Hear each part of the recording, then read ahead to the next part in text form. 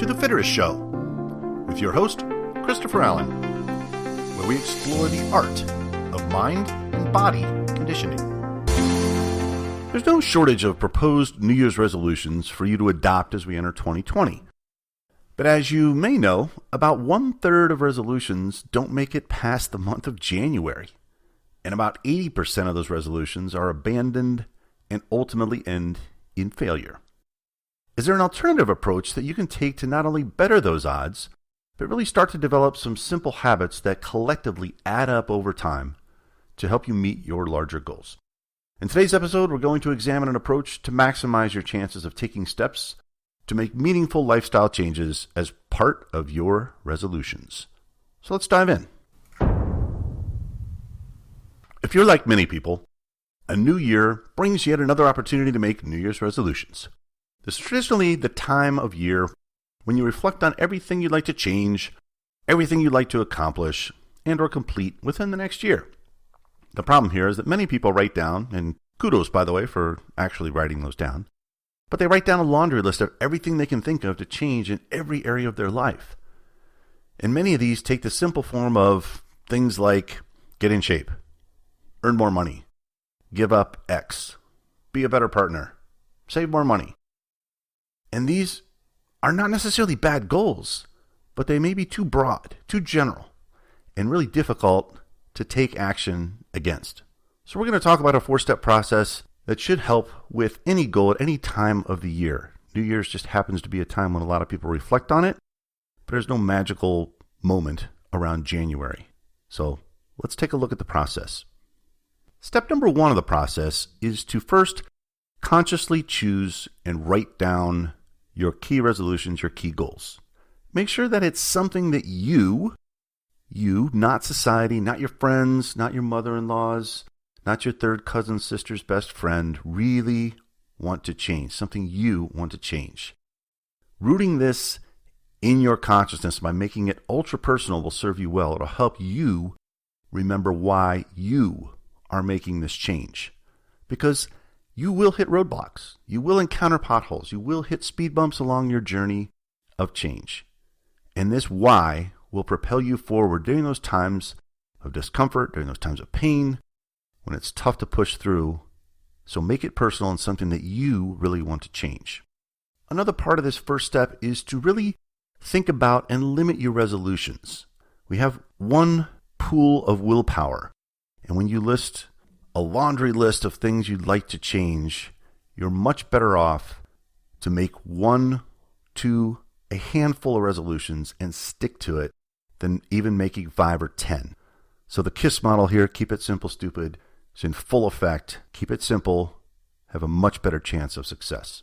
And I'd be remiss if I didn't mention when writing down goals, one of the core tenets of goal setting, whether this is in a professional setting or a personal setting, is making them SMART. So SMART stands, acronym that stands for specific, measurable, achievable, relevant, and time-bound. So specific, again, your resolution should be really, really clear.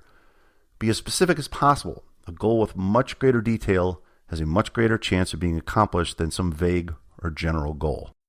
One note here, in my view, especially in the fitness area, a weight loss goal as a number can be a dangerous goal because of the nuances of the human body, the fact that lean muscle mass and muscle tissue weigh more than fat.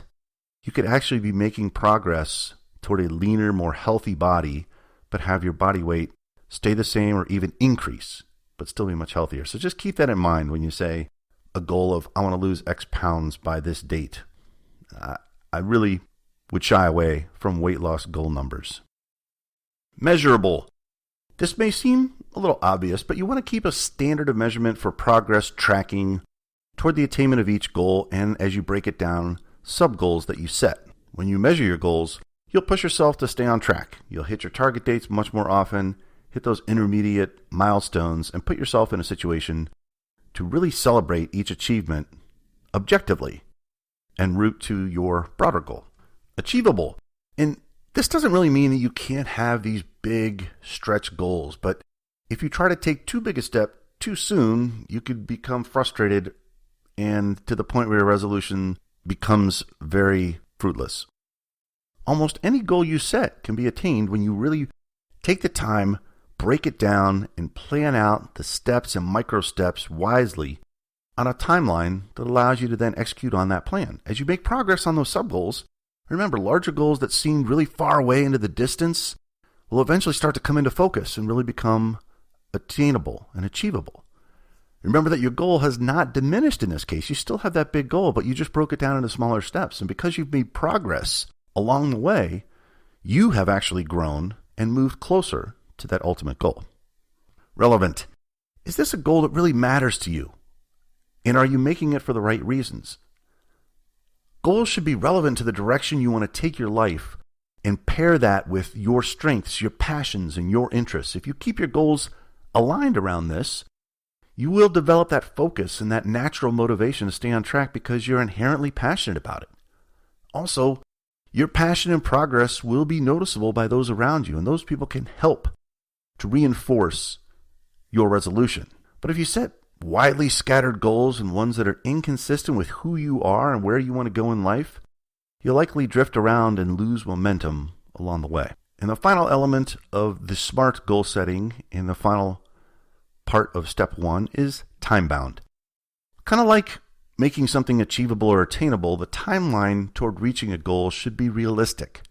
That means you want to make sure you give yourself enough time to do it with lots of smaller intermediate goals set up along the way. With no attached time frame tied to a goal, there's little sense of urgency to even start it or achieve it. Just this drifting goal that's somewhere, someday out in the future, maybe if I get around to it, I'll do X. Remember though, you don't want to be too rigid with your sub-goals and your intermediate goals along the way, but be flexible with your time and more importantly, realistic so you can keep your motivation and drive sustained throughout the process. Also, remember to start small and focus on early wins to build that momentum as you build that habit. But balance this with a long-term view.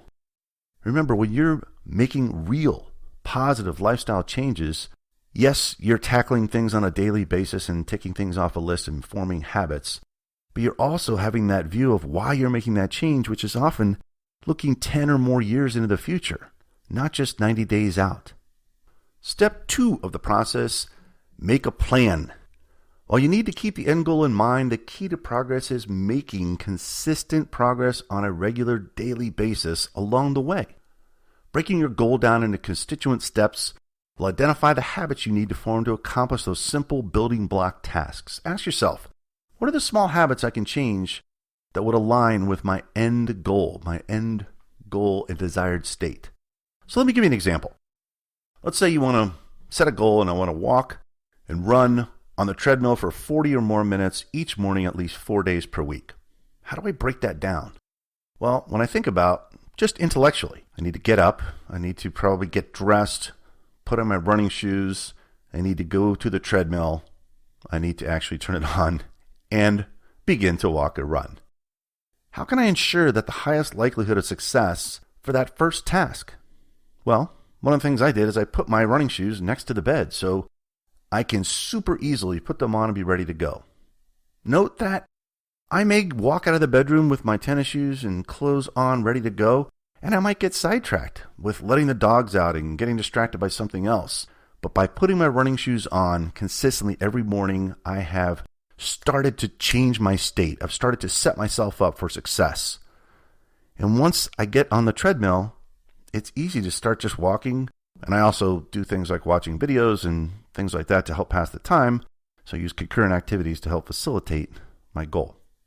So that's one goal example. Let's look at another one. So this example goal, again, I'll use this from personal experience. Go to the gym after work and work out at least 4 days per week for 1 hour or more each day. So again, breaking that down into individual steps. What do I need to think about to help ensure the highest likelihood of success? So, number 1, I pack my gym bag the night before. I put it next to my laptop bag to make sure I take it with me to work the next day.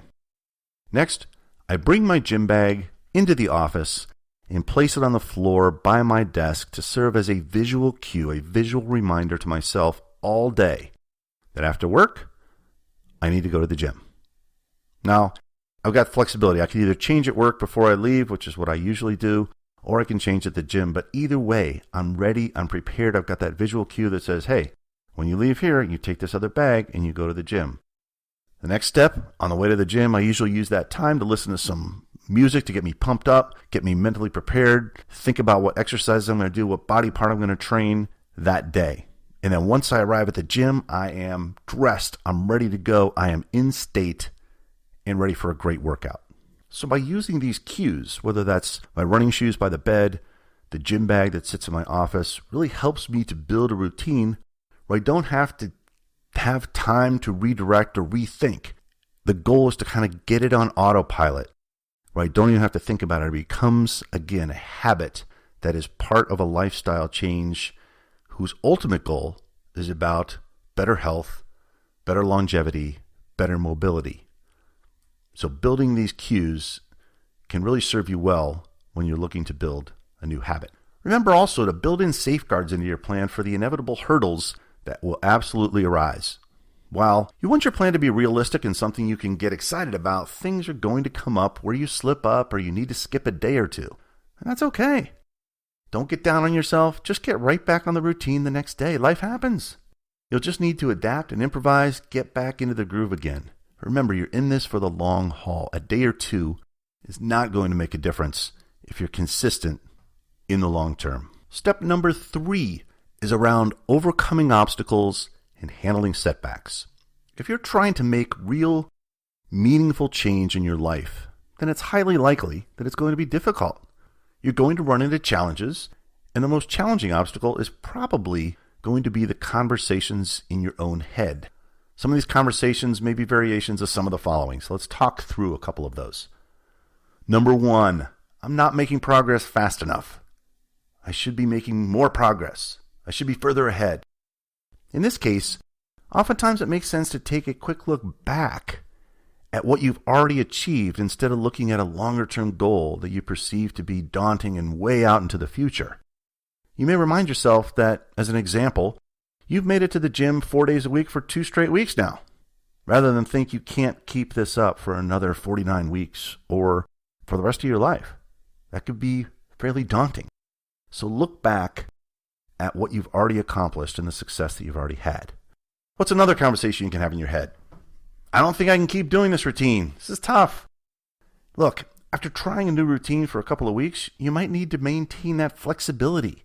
And maybe there's a better routine that you believe will work better for you and increase your likelihood of adherence to the plan. As an example, maybe working out before work actually works out better for you and better with your schedule rather than working out after work at night. Note that you might need to adjust some of the steps to build the habit rather than bringing your workout duffel to work with you. Obviously, you might need to pack it and set it out the night before so you can grab it and head to the gym first thing in the morning. But maintain flexibility is important. What's another one? I screwed up. Look, this one is going to happen. The key overall is just not to get into a negative mindset.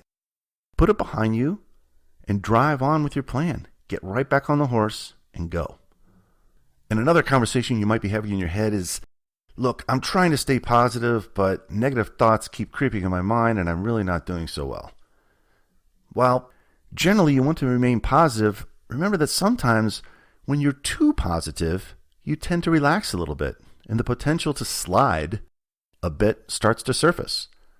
Being realistic is a way to kind of mitigate against the risk of being too positive. Knowing your outcome, which is that long-term goal, you can envision a small number, don't need to go crazy here, but there's some small number of obstacles that you will likely encounter and start to mentally develop a plan of attack to overcome those obstacles along the way.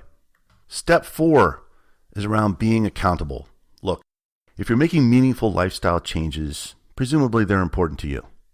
So you want to be accountable for you making progress towards something that you said you wanted. You can tell your goal to someone you know and ask them to help hold you accountable. You could also do things like leveraging social media to publicly announce your goal and post updates along the way. Just remember, of course, with social media, you may get random comments, unsolicited advice, and other things that fall into the social media realm that may or may not be helpful to you. But remember that you have skin in the game. You want to make sure that you feel pain if you're not making steady progress toward your goal, or ensure you build in those rewards as you knock down those intermediate milestones en route to your goal.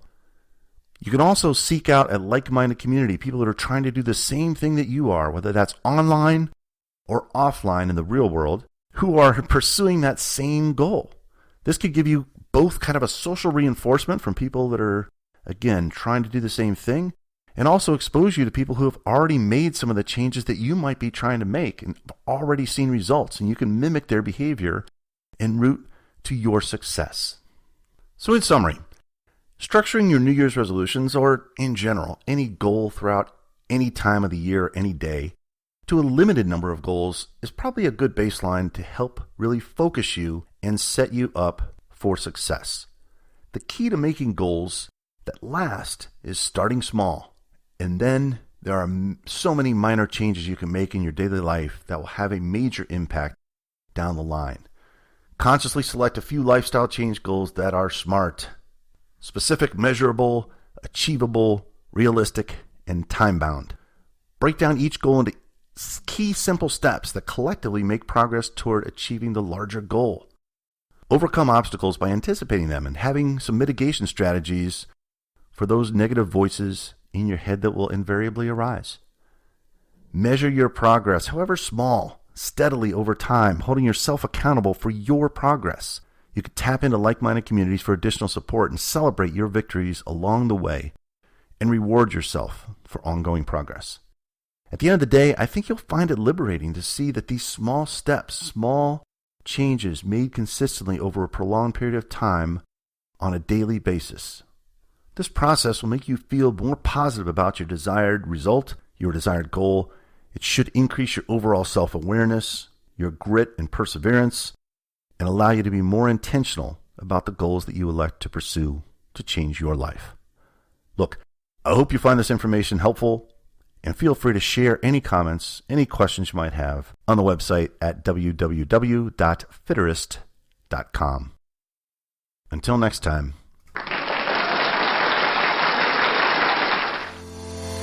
With that, I'd like to thank you for taking the time to listen to The Fitterist Show.